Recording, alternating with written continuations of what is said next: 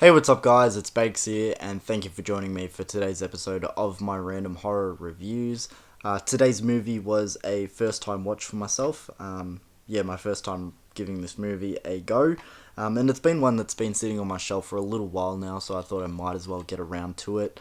It's one that I've heard a lot of people argue is the first prototype to a slasher. Though I don't really know where I stand on that. If this movie reminded me of anything at all, I'd probably say Psycho. And Psycho came out in the same year as this movie. Today's film is 1960's Peeping Tom. So before we get into my thoughts of Peeping Tom, let's quickly go into the plot for this one. So we have our main character Mark, who is a filmographer. He constantly has a camera on him, and he's always taking videos or photos just anywhere he goes. And early on, it's clear that he has some mental issues, something twisted in his brain, and he's got this obsession with filming people in moments of fear. And I guess I'll sort of leave it there because that's pretty much it. A series of close calls, police tracking down who is behind these murders, and a fair piece of character study as well. But we'll get into my thoughts of this movie now. 1960's Peeping Tom. So straight off the bat, the strongest parts of the movie for myself were the psychological and character moments.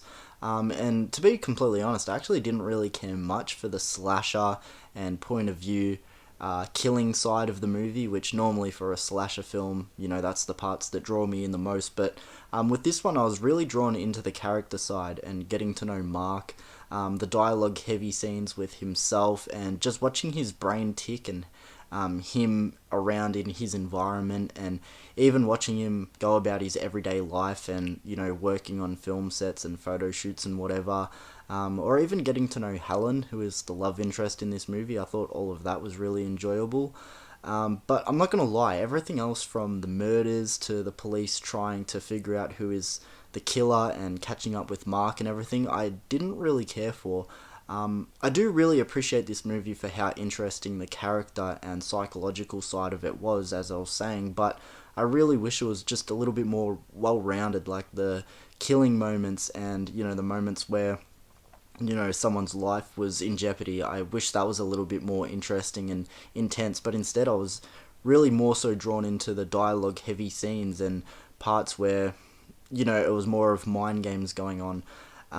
Like, I made the comparison to Psycho during the introduction to this video, and with that, I was more so meaning, again, the psychological and character aspects with, we have Mark in this movie and Norman Bates in Psycho. But with that being said, I think Psycho is still a much stronger movie and has a better character study with Norman Bates, and just overall I think Psycho is a better movie. But I sort of meant that's where I see the comparisons between the two movies, because again, I find Mark to be a really interesting lead in this film, and I found all the elements connected to that to be the biggest draw for myself.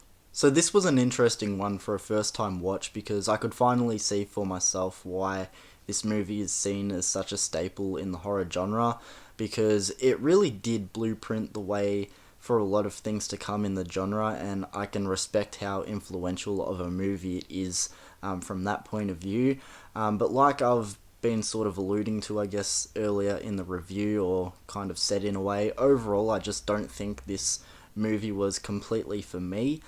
The acting and performances and everything technical were solid. Probably more so the acting. I really enjoyed the acting in this movie, but the movie for me was really carried by the inside look following our main character Mark, all the psychological moments with him, and as I said, the really dialogue heavy scenes, and just watching his brain tick over and how he communicates and how he goes about his life and everything. Those were my favourite parts, but I wish the rest of the movie sort of got to that level, for me at least. I know there are a lot of big fans of this movie, and it's a cult classic, or maybe just a classic in general.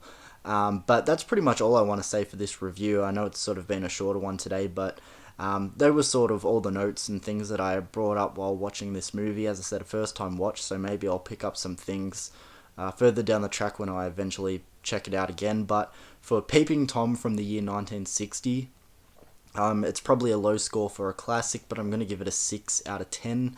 Like I said, just one element of the movie being the psychological and, following Mark and everything was so high, and then the rest just didn't match that. And I was finding myself sort of withdrawing from it. I'm like, okay, get to the next scene where he's just doing something that a lot of people would probably be considering boring, just, working on a film or looking back over footage or talking to someone. But I was really drawn into those scenes, and as I said, they were my favourite. So I just wish there was a little bit more like that throughout the movie. But like I said, I'll eventually check this one out again sometime down the track.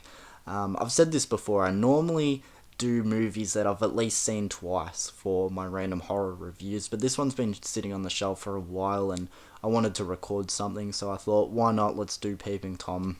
It's a classic. I'm sure a lot of you guys watching this review have probably seen it, but if you have, let me know your thoughts of it in the comments below. If you haven't, go and check it out, and you might have a different opinion on it, or you might agree.